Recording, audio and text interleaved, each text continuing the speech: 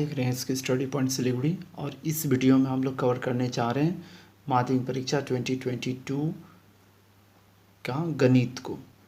जी हाँ, पार्ट 2 को हम लोग कवर करेंगे इस वीडियो में, जिसमें हम लोग क्वेश्चन नंबर 4 को सॉल्व करेंगे। ठीक है, ध्यान से देख लीजिए। कुल मिला के 20 मार्क्स का क्वेश्चन होता है, 10 क्वेश्चन करने होते हैं और 12 क्वेश्चन दिया गया रहता है। किन्हीं 10 प्रश्नों को उत्तर देना है, 2 नंबर करके होता है। और इसमें आपको सॉल्यूशन कीजिएगा तभी जाके नंबर मिलेगा, सॉल्यूशन नहीं करने से नंबर नहीं मिलेगा। इसलिए ध्यान से देखिए किस तरह से सॉल्यूशन करके बताया जा रहा है, ध्यान से समझिए। और कोई भी डाउट हो तो कमेंट सेक्शन में जाकर आप ज़रूर लिखिएगा, ताकि आपको बताने में समझाने में सुविधा हो। पहला क्वेश्चन दिया गया है, वार्षिक ब्याज मूलधन का 1/16 अंश होने से 690 रुपये का 8 माह का ब्याज कितना होगा। यहाँ पर देख लीजिए, ना ही सरल ब्याज बोला गया, ना ही चक्रवृद्धि ब्याज बोला गया है। कितना 690 रुपया है, समय 8 माह मतलब 8/12 वर्ष दिया गया है। तो इसका मतलब क्या हो गया, देखिए 690 रुपये का वार्षिक ब्याज मतलब हो गया मूलधन का 1/16, मतलब 690 का 1/16 मतलब 690/16। तो 1 वर्ष का ब्याज बोला जा रहा है यहाँ पे। तो 8 माह का कितना होगा, ज़्यादा होगा या कम होगा, इसी से गुना 16 गुना 8/12। तो इसको कटिंग करने के बाद में देख लीजिए, 115/4 हो गया, तो 28.75 मतलब 28 रुपया 75 पैसा हो गया। ठीक, क्वेश्चन नंबर 2 को देखिए। इसमें वर्तमान जनसंख्या P और 3 वर्ष बाद की जनसंख्या मतलब A दिया गया है। तो आपको 3 वर्ष बाद में किस दर से वृद्धि होगी उसको बताना है, मतलब R बताना है। तो आप जानते हैं A = P × 1 + R/100⁴ तो यहाँ पर एक साइड में लिख लिए 1 + R/100⁴ = A/P। A का वैल्यू बैठा दिए 17280, फिर P के जगह में लिख दिए 1331000 कट गया। तो उसके बाद 172 मतलब होता है 12 × 12 × 12 और 1331 मतलब होता है 11 × 11 × 11। ठीक है, हॉल की दोनों साइड का कट गया, तो आपके पास कितना हो गया, R/100 = 12/11 - 1। लॉसा निकाल के घटा दिए तो कितना हो गया, R/100 = 1/11। इसका मतलब हो गया R = 100/11। इसका मतलब क्या हो गया, 9.1/11। तो यह आप आगे बढ़ते हैं। क्वेश्चन नंबर 3 को देखते हैं। इसमें किसी व्यवसाय में ABC मूलधन का अनुपात 1/x = 1/y = 1/z है। 1 वर्ष के बाद में Z रुपया की हानि हुई, तो C की हानि कितनी है वह बताना है।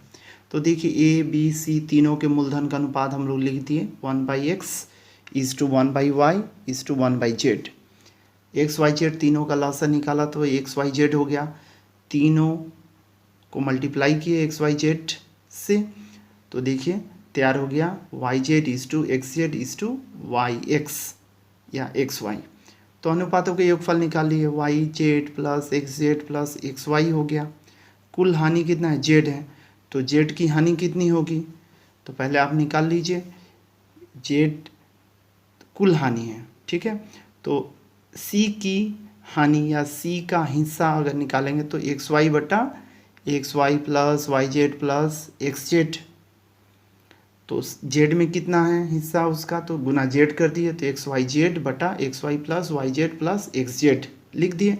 इसको सजा के लिख दिए हैं, कोई दिक्कत नहीं है।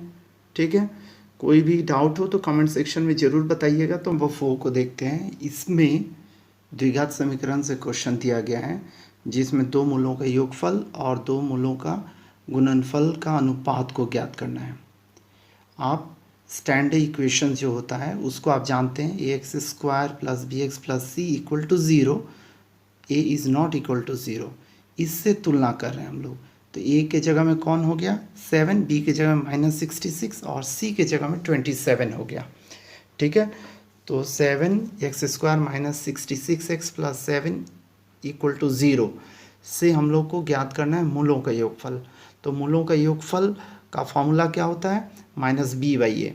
तो देखिए -66/7 और पहले माइनस, तो माइनस माइनस प्लस हो गया तो 66/7 हो गया।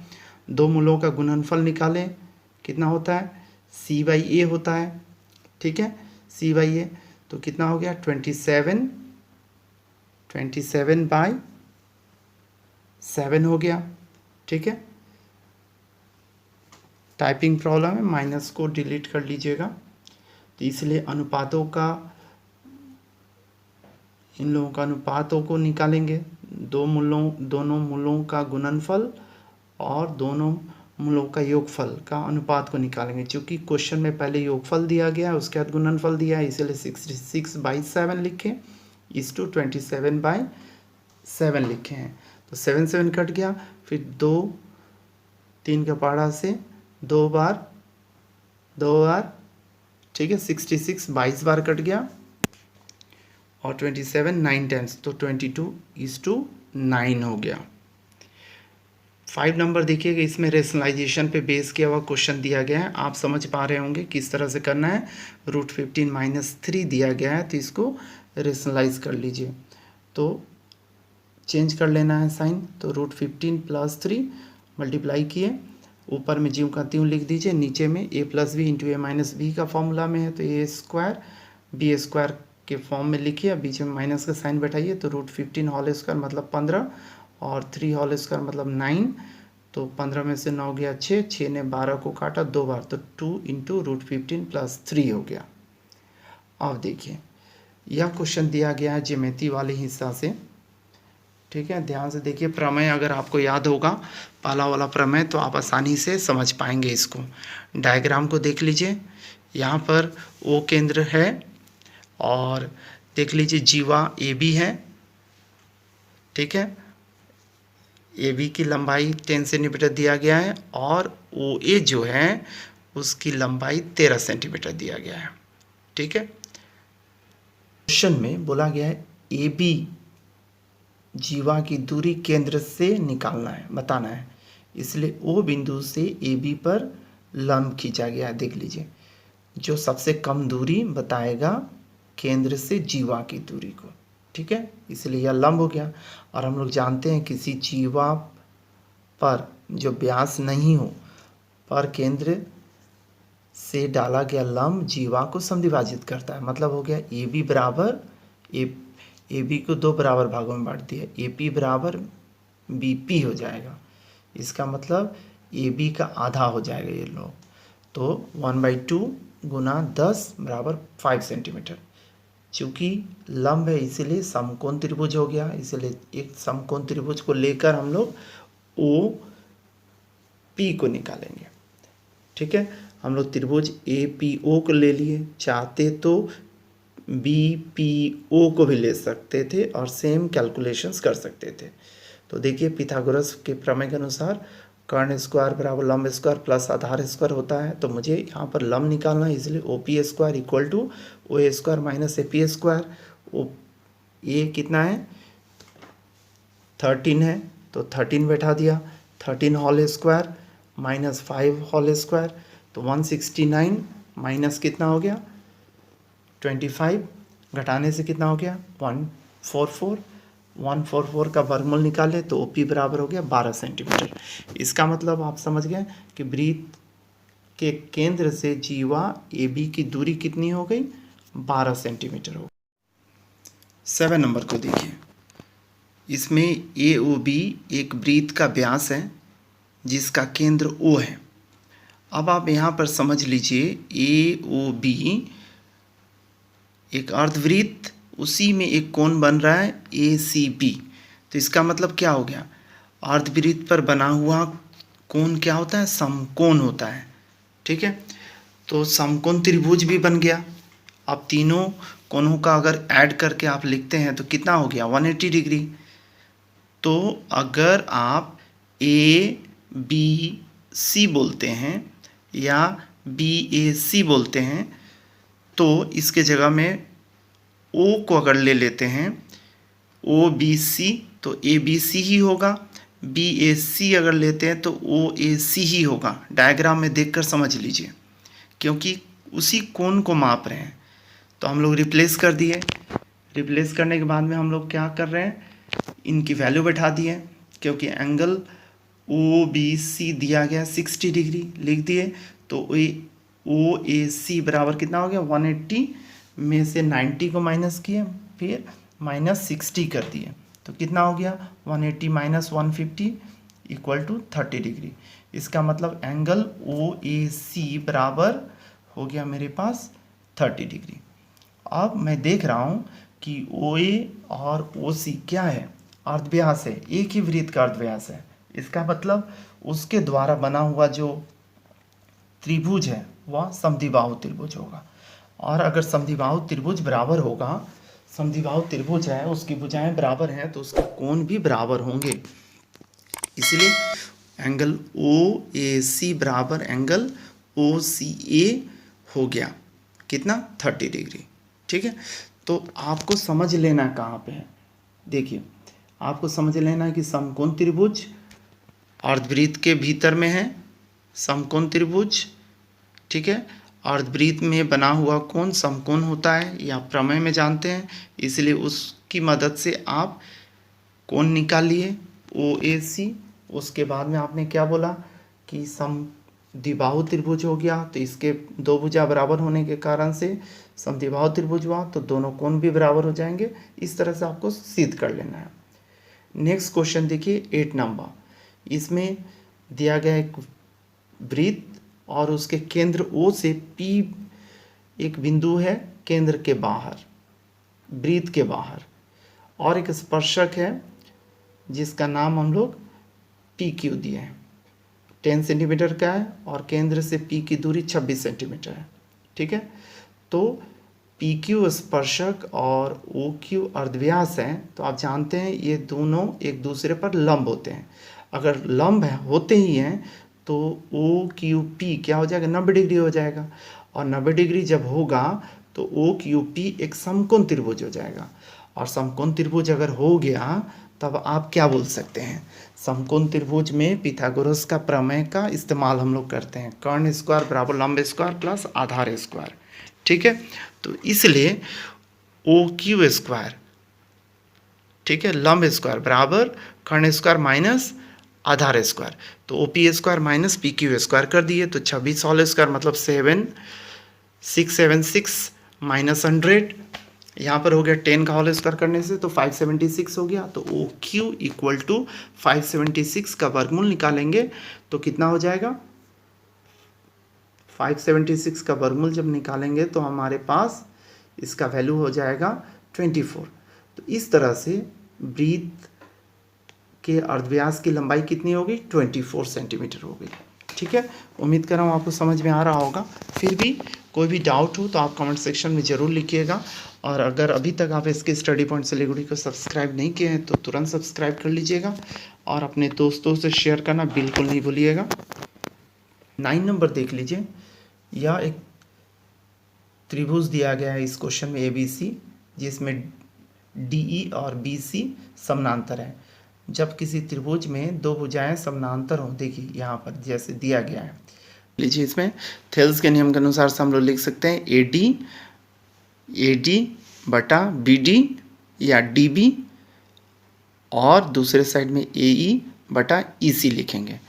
तो BD या DB का वैल्यू दिया गया 6 सेंटीमीटर, AD का वैल्यू दिया है 5 सेंटीमीटर, और AE का वैल्यू दिया है 7.5 सेंटीमीटर। क्रॉस मल्टीप्लाई करें तो उसके बाद में आपके पास क्या मिल गया, EC बराबर 7.5 इंटू 6/5 मतलब 15 छक 90, दशमलव बैठा दिए तो 9 सेंटीमीटर हो गया। तो AC मतलब क्या हो गया, AE प्लस EC, तो 7.5 प्लस 9 जोड़ दिए तो 16.5 हो गया। ठीक है, तो इस तरह से आप बना लीजिएगा।